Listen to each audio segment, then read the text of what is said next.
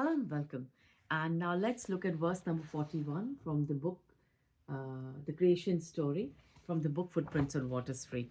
Now, in this verse, there are two cousins, chickpea and kidney bean, who seek the origin of creation and then apparently are very disillusioned by it. And of course, one does it through the apparent process or the path of science, and the other through the study of the scriptures.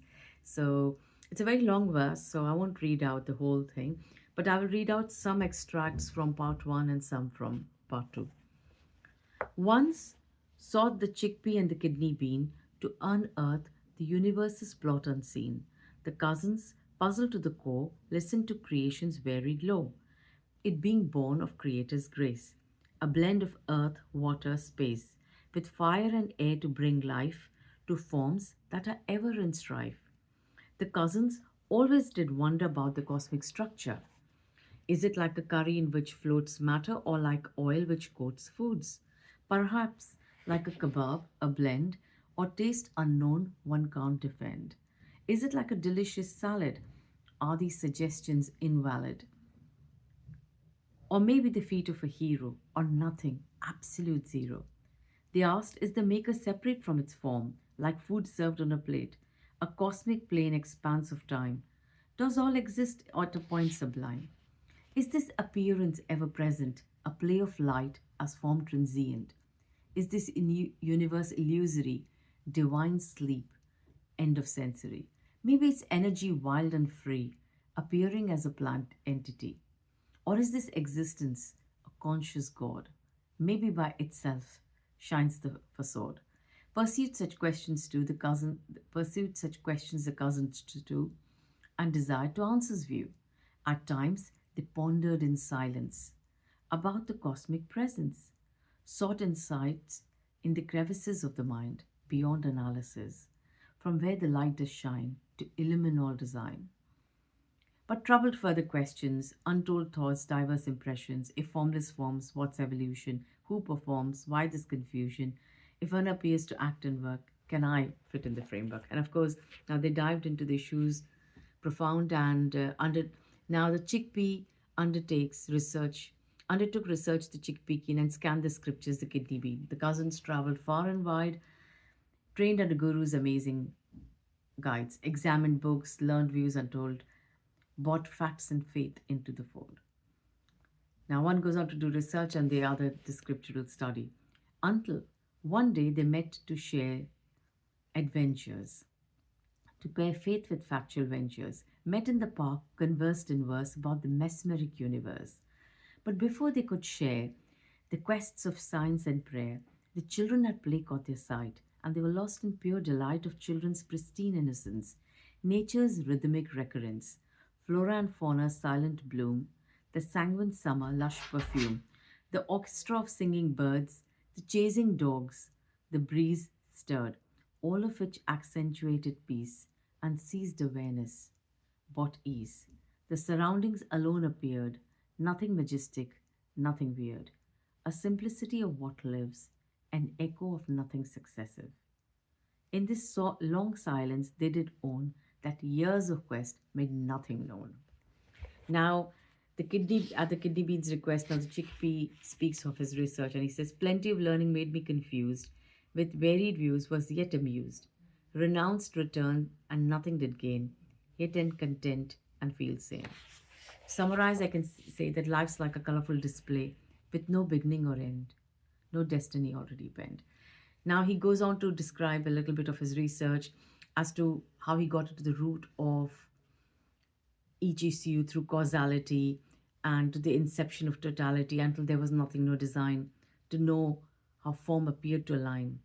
And then, of course, he seeks the minute, the quantum, and the vast, and then realizes that matter appears from particles. Its deepest is energetic stir primal, arising out of nothingness, yes, infinite in dress. What's true at the macrocosm is true at the microcosm. And of course, then he talks about how physics is based on a frame of reference around which spun is game, but without a center of reference, can there be, he questions, a distance or above or below or measurements or directions.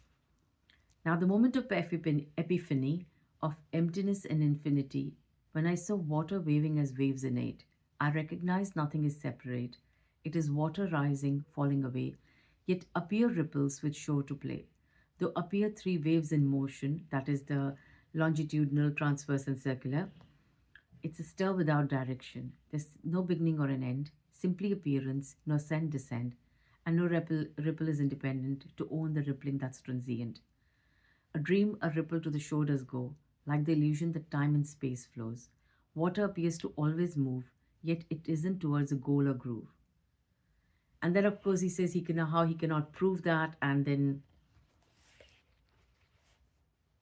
the children's noisy fight suddenly caught the cousin's sight, and they watched the innocent scene of instant fight and friendship pristine. Later resumes the chickpea as to how he cannot prove that, and because it's apparent that it's very obvious that there's no source. It's all spontaneous without a cause, and yet he cannot prove all that through his research. I'll read that. I'll read this last part now. Encouraged by the children's candor in play, he spoke in an honest manner. Oh, kidney bean, so I do not know anything about the cosmic show. Maybe we can use kebab as a guide, or maybe a bean patty fried, or a salad raw with flavors fresh, where all elements well do mesh, or curry of the kidney bean, where appears the seen and unseen. Vast, infinite, boundless, endless, how much one says is less. Simple yet paradoxical design that is impossible to define. Now, the chickpea asked the kidney bean and about her research in the scriptures, and she too reiterates that I too don't know how to convey that I get nothing to relay. And then, of course, she speaks about how she traveled the world and how the non dual features of most scriptures were hidden by translation or the dual interpretations. Of course, it's so clear that there's only wonder, and then she speaks about some songs of freedom. Now, I'll just read out a couple of translations. One is of the Rig Vedic hymn, the Nasadiya Sukta, which is, I think, 129 from my book 10. Now, there's one from the Siddh Ghosh with the Guru Granth Sahib, but I'll read this Nasadiya Sukta out. When non-being neither exist, no air nor yet a sky away, what shields, bears, where, waters deep, unknown play. No death or immortality or night or day. No appearance, one alone does stay. Yet oneness by its own impulse, breathes without breath or pulse. Appears darkness, waters indiscriminate, the unborn hidden forms illuminates. Emerging, stirring by fervor appears, and love as form seems to occur. Yet no one can relate or know. Emergence of seed of love which glows. It is known by from the utmost place. Maybe it is not. Now this is half of the translation of the Rigvedic verse, Nasadiya Sukta. There are some other translations as well which you can read.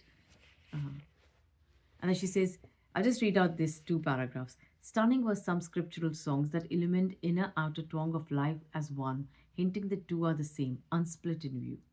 Timeless, spontaneous in game, yet seemingly diverse in name. Because there's a lot to it here. And she speaks about the imagery of churning of the ocean, of semblance, is given real implications and construed are meanings one can't defend, debate that life would improve after its end, and how scriptures are used as defense to uphold fear and maintain the fence. And then, of course, in the end, she says, she goes on to study oneness, and she says, the cousins then fell silent, for long, unsure but content. The kidney vein later did continue about her state that seemed to be an issue. But oh, chickpea, I must confess, all this clarity did not impress freedom. Instead, it's made a mess of my life, which seems beyond redress. For all this recognition on hearing the compositions has not brought wonder for the show, nor could it freedom bestow. At least your scientific inventions are useful in everyday expression. Life's philosophy nothing does seize. Instead begins a chase for inner peace.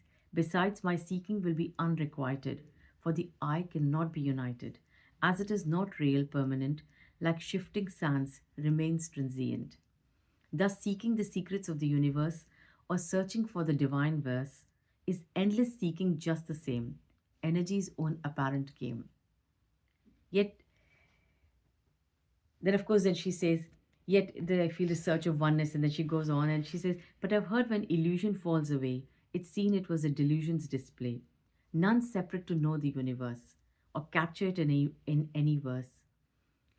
Oneness as all forms disappear is free to be in seeming frontiers. So tell me, can I surrender the eye? Said the kidney bean with a twinkle in her eye. She says all her studies been like chasing the wind, as said in the Bible, a scriptural whirlwind.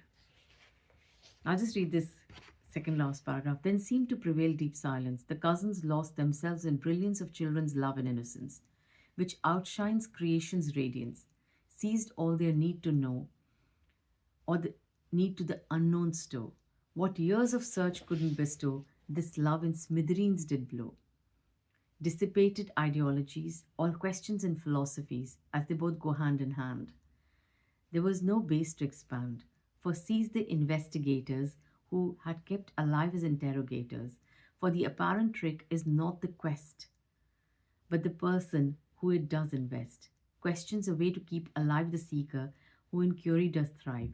So innocence lost by the need to know was paradise regained by none in the show. All remains a mystery unsolved, a secret that will never be resolved. And then it goes on and ends on a humorous note. So this was the verse, the creation story,